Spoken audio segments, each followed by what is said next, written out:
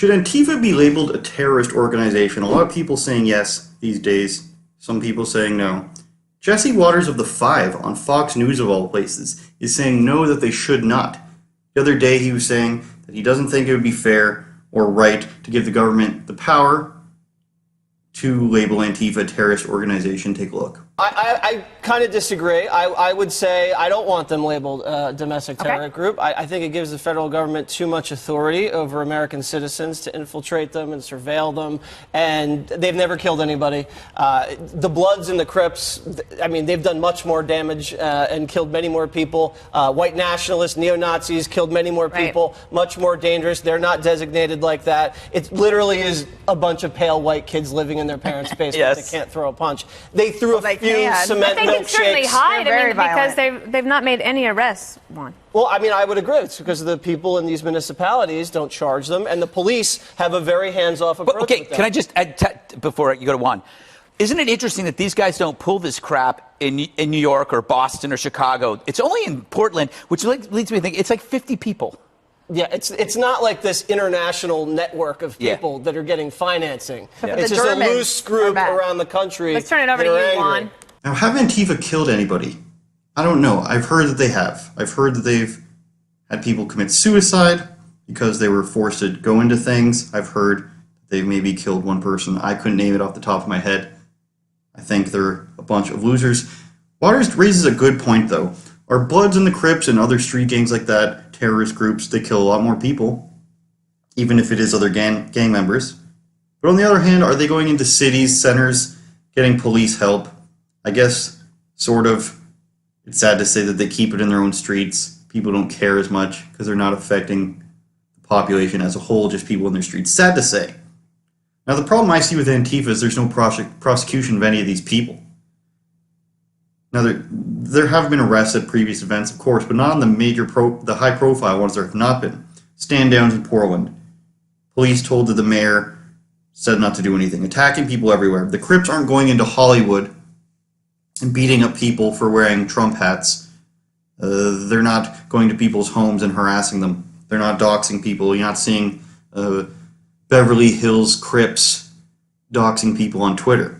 They're doing more violent things. So should they be labeled domestic terrorists?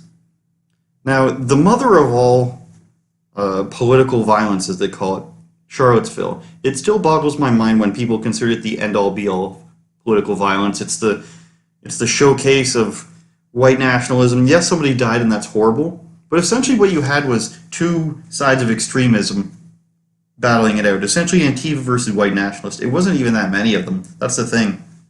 It was like 200 people, the not our soil or you will not replace us. Something reminded me of he will not divide us. So, one person from Antifa died there, and yes, it's horrible that somebody died. It honestly is. But if a white nationalist died there, people would be cheering. People would be saying it was great. Nobody saying how great it was that the Antifa person died. Now, is that evidence of a huge, widespread white nationalism problem? I don't think it is. But they take this one event where something bad happened, and all of a sudden it's the biggest thing ever to have happened. Now you take evidence of Antifa running amok for 3+ years, attacking people in the streets. We got bike locks, we got batons, we've got stabbings, we've got beatings, we've got milkshakes, we've got whatever you want to call it. Not whatever you want to call it, whatever you want to point to. But yet they're not a national problem according to the media. Both are bad, but Antifa is verifiably worse. Not necessarily in their belief, because I think both of the belief sets are stupid, but in terms of actual evidence of violence and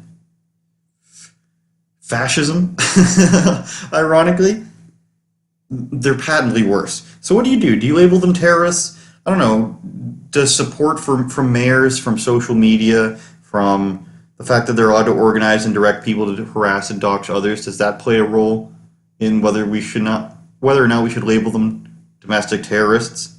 They dox and harass YouTubers, journalists, politicians, all through the help of social media.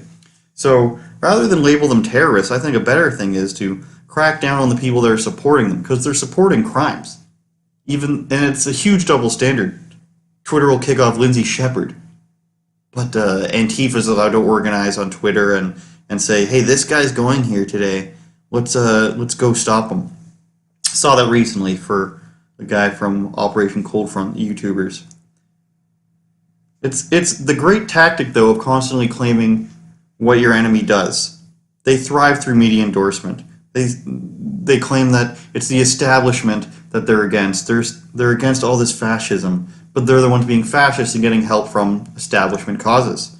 You don't see President Trump up there saying Patriot Prayer is a wonderful group. You don't see him up there saying, I don't know, the Proud Boys are a wonderful group. But you see people in the media saying, oh, Antifa is just fighting fascism.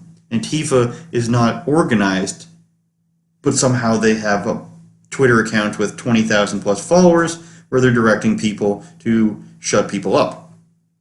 So let me know what you think. Let me know if you think they should be labeled a terrorist organization from this side of, yes, they're violent in all these other places, or all these other groups should be labeled, or you still disagree with them, but you don't think it's right for the government to have the power to label an organization such as this as a domestic terrorist group. Remember, I wouldn't lie to you, except for on Twitter.